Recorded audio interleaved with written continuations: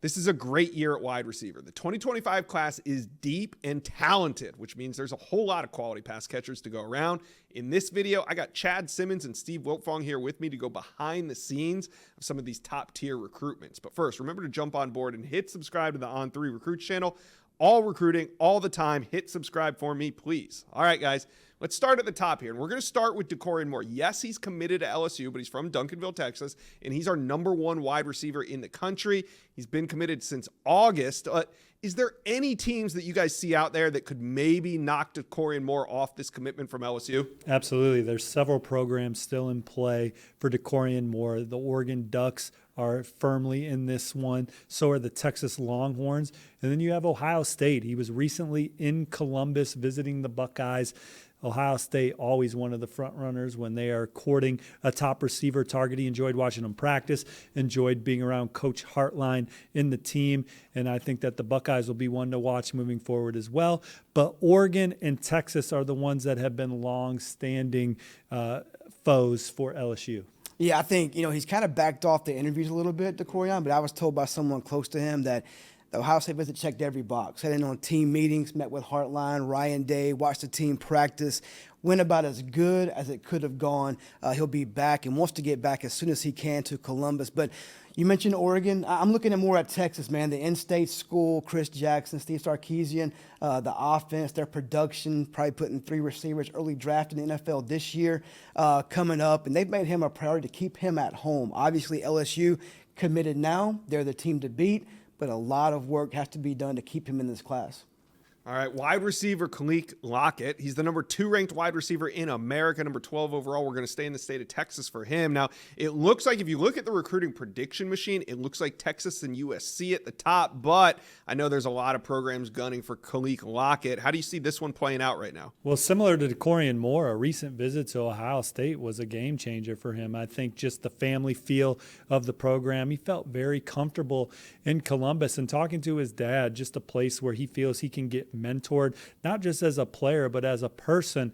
I think he felt that at Ohio State. LSU, Texas, and Texas A&M are in line for the next wave of visits. LSU and Texas A&M are 2 programs that I felt like are always in great position for Mr. Lockett. A recent visit to Florida State was also a needle mover. You got Penn State in there, Michigan trying to hang around, so a lot of heavyweights still in play for him as well. Yeah, I think it's almost too early to call for Lockett. I mean, the visits are very important and critical for him. I think A&M, to me, based on what my intel, is a little bit more buzz in Texas right now as far as in-state schools.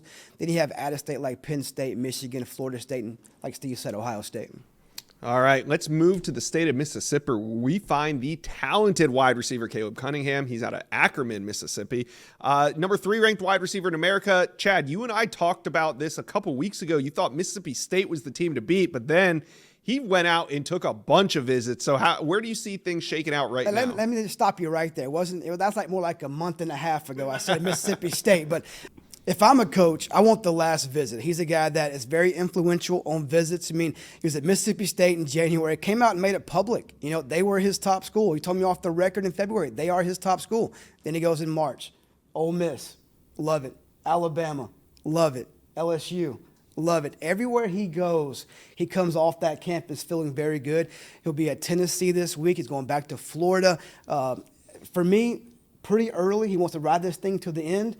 And if I'm a coach, I want that last visit come Thanksgiving weekend in November. He was at Florida State's Legacy Weekend, had a fantastic time there, told me that it's a place where he feels like if he got dropped off at there, he'd be at home right now. Ole Miss, they always find a way to win these, though, right? For one of the top players in the state. That's kind of the program that – It's tough to get any kid out of that state. If you're a top guy, it's just hard for them guys to leave. He's a mama's boy. They're super close, great relationship. I think Lebby wants him. Lane Kiffin wants him. It's going to be fun to watch.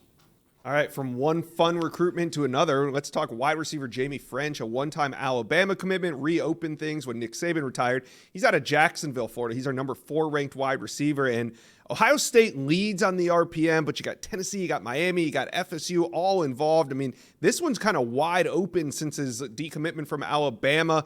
What are you guys hearing on Jamie French? My RPMs on Ohio State, one of the first ones I logged since joining this network. I think that they've set the bar in this recruitment with what Brian Hartline and company have done at the position. I think he sees it as a place that he can really excel. I mean, watch out for Tennessee. Kendall Pope, Josh Heupel, those guys did a great job getting him on campus in March. Really hit it home, and not just him. Also, I'm told his parents as well. Of course, Florida State's always been there. He was back at Miami here recently. I agree with Steve. Right now, setting the pace, I agree Ohio State, but watch out for a school like Tennessee here. Ohio State looking to also land his South Florida Express teammate Vernell Brown III. Also have an RPM for the Buckeyes. For him, they find him to be an electric player, one of the best two-way players in America, like Ohio State for him. Ohio State loves recruiting those Florida wide receivers, and so does Oregon. They landed a commitment from Dallas Wilson almost a year ago now. He's our number 5 ranked wide receiver. He's out of Tampa, Florida. But like I said, he's committed to a program 3,000 miles away. What do you guys think of Dallas Wilson and his commitment to Oregon? Do we see him come off of this, or does he end up signing with the Ducks? Stick or stay? What do you say? A long way to go. What do you say? I'm still going to stick with stick right now because I just know how much Dan Lanning. Yeah, stick or go, I should have said. Yeah, I'm going with stick right now. Yeah. Recruiting's fluid, but I just know how much he is coveted in those recruiting offices in Eugene right now. And we have not talked a lot about Oregon this cycle just yet, but we know that they're going to make a lot of noise as this process continues, but they did land him early. He's one of the top players on their board regardless of position, and I think that whatever needs to be done to keep him in the fold that they'll do. Landing early is one thing. Keeping hold late is another. I think watch out for University of Miami. He was here recently. They tried to get him back on campus for months. He finally shows up. He'll be back again soon, taking OV, likely later during the season, during the process. So I think Miami, Florida State, numerous other schools are in the mix as well. But obviously Oregon in a good place. But watch out for those Miami Hurricanes. We talked about Miami and some other videos that you need to watch on this platform. If they have the season that they're trying to have, Cam Ward in there under quarterback, if they can get 10, 11 wins, flirt with the college football playoff, they're going to be fun to watch down the stretch for a lot of prospects. All right, like I said, it is a talented wide receiver group. Let me know, where do you guys think these guys are going? Comment section below. Lockett, Caleb Cunningham, Jamie French, or do we see some big flips? Let me know. Comment section below. Thank you for watching this video, and if you enjoyed that, go check out the hundreds of videos that we have on this channel, and also do me a favor, hit subscribe to the On3 Recruits channel.